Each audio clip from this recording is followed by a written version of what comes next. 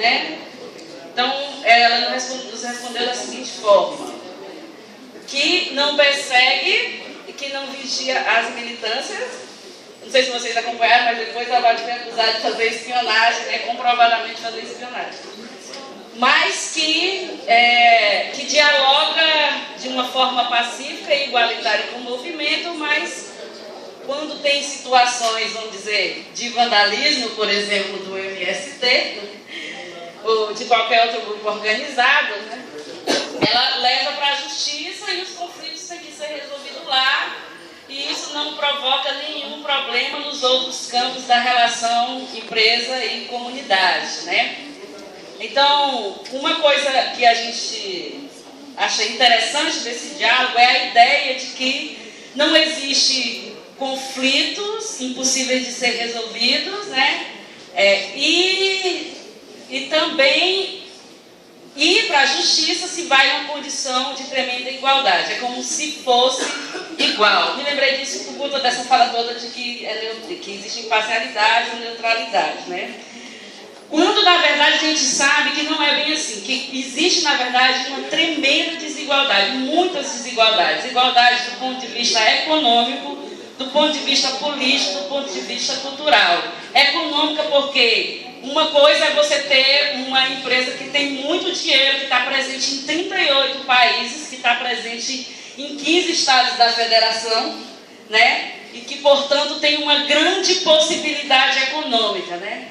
Política porque também, por ter força econômica, tem uma grande força política de incidência nas resoluções sobre como vai ser a política, sobre como vai ser organizado, sobre o que é importante para os territórios, porque enquanto os grupos organizados não participam, aos grupos organizados é interditado o direito de dizer sobre o que pensa sobre os impactos.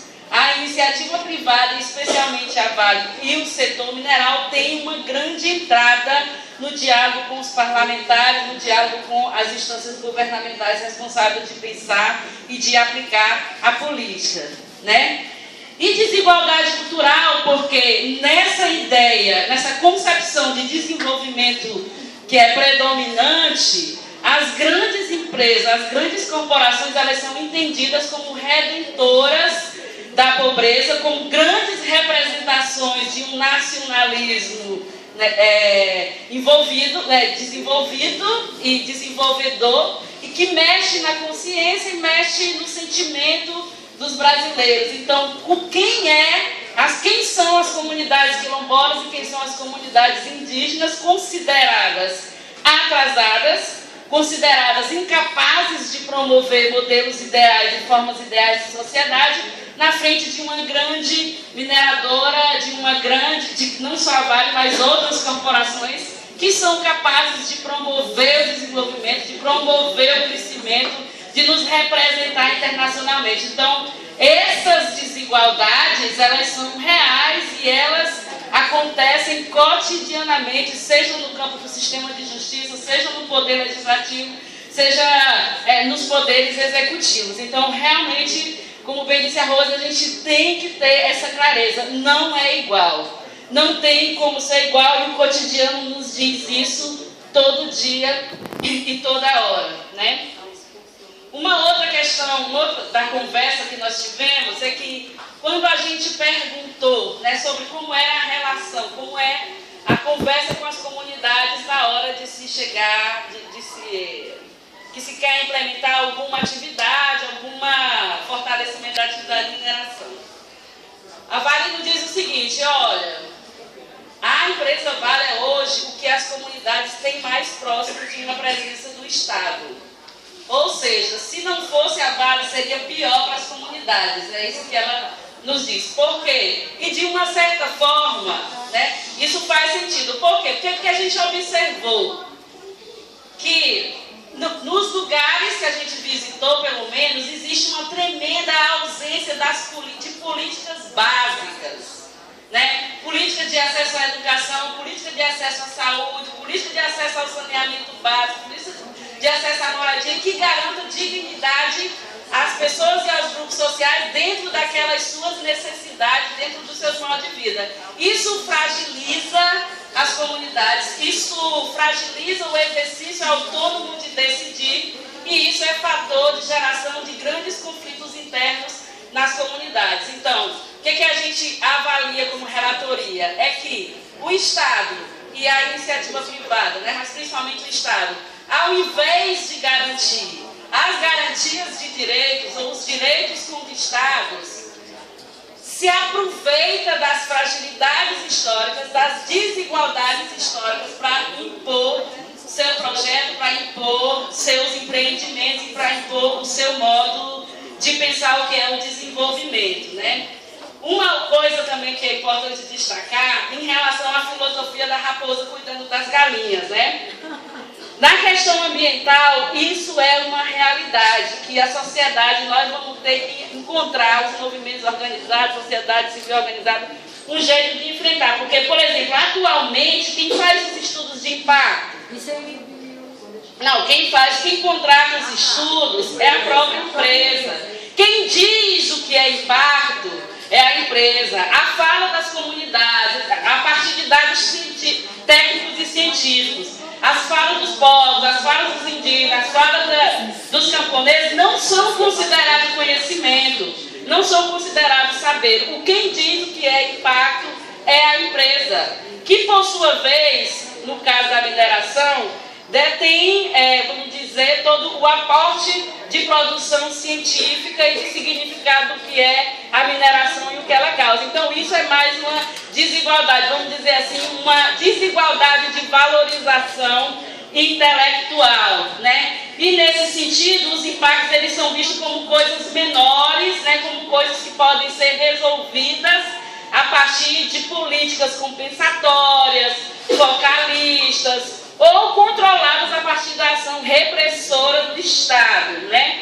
Outra coisa importante é que tem muitas coisas, eu sei, é difícil o relatório estar aqui e está dizendo, né?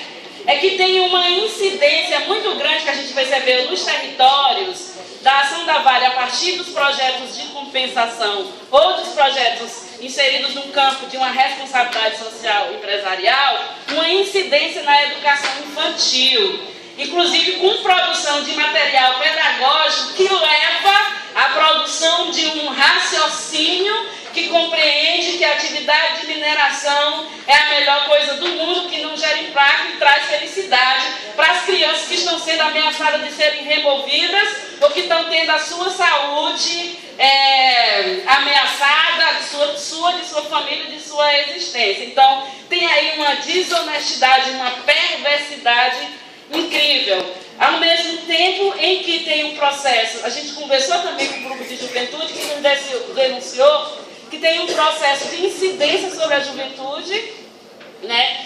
E uma reconfiguração dos desejos. Aparentemente, para a maior parte da juventude, entrar na atividade de mineração é a possibilidade, é o presente e é o futuro possível para ser feliz, para ter as coisas, para consumir, para ser inserido na sociedade. Só que uma coisa muito importante que nos foi revelada também nessa missão é que essa atividade, ela além dela ser ambientalmente sustentável, ela tem um tempo determinado. Nos anos 80, quando começou o projeto Carajás, né, que é projeto inicial, mina, estrada, porto, a previsão é que poder-se-ia explorar durante 400 anos a floresta Carajás, as jazidas ali presentes. Atualmente, né, nos anos 80, que não faz muito tempo do ponto de vista histórico, né, atualmente, com o ritmo que está e com os novos projetos previstos, a gente teria mais só 80 anos de exploração. Quer dizer, o que daria somando 111 anos, ou seja, 70% menos do que era previsto na década de 80. Então, vai acabar. A questão que a sociedade tem que se perguntar, com a geração da dependência dessa atividade, tanto para os cofres públicos, ou para a geração de um ou outro emprego, ou aumento do nível de consumo, de uma urbanidade segregada, né? O que vai acontecer quando não tiver mais, né? Os territórios detonados, onde as populações já não podem mais exercer o seu trabalho tradicional, né? E a não existência. Qual é o caminho, quais são as perspectivas? Eu acho que isso deve ser uma preocupação desde já e que deve fortalecer a fala e o processo dos movimentos. Para terminar mesmo, de verdade, acho que deve se perguntar também para o Estado que desenvolvimento é esse, que progresso é esse que se dá mediante o assassinato físico das pessoas, o assassinato simbólico dos grupos culturais, né? Um desenvolvimento e um progresso que detona com os bens comuns, que explora o corpo e o sexo das mulheres e meninas. Que tipo de desenvolvimento é esse? É isso que o Brasil quer? É isso que o Estado do Pará quer? É isso que o Estado do Maranhão quer? Acho que vale a pena fazer essa pergunta. Tchau, um abraço. Você